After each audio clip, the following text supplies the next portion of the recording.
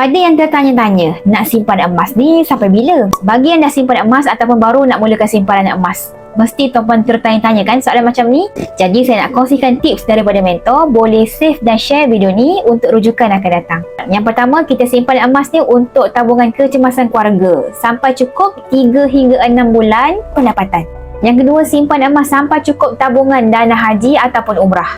Yang ketiga, kita menabung emas ni untuk tabung dana pendidikan tinggi anak-anak. Yang keempat, kita simpan emas sebagai dana persaraan bersara dengan kewangan yang selesa.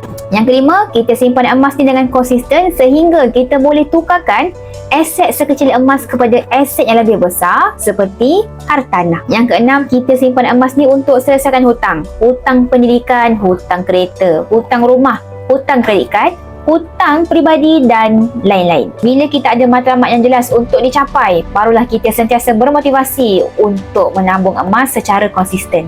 Konsisten tu maksudnya setiap bulan kita menabung walaupun dengan serendah RM100 ataupun 1 gram. Kalau simpan 1 bulan 1 gram, setahun dah ada 12 gram bersamaan dengan 4,000 lebih. Bermaksud dengan konsisten saja menabung 1 gram 1 bulan, dah berjaya ada simpanan 4,000 lebih setahun. Nak menabung emas dengan ilmu, saya ialah Daily Aktif dalam rangkaian G100 pimpinan Tuan Muhammad Zulkifli bin Syafiee. Nak mulakan simpanan emas, boleh klik link di bio. Saya bantu tuan-puan sebaiknya, insya-Allah.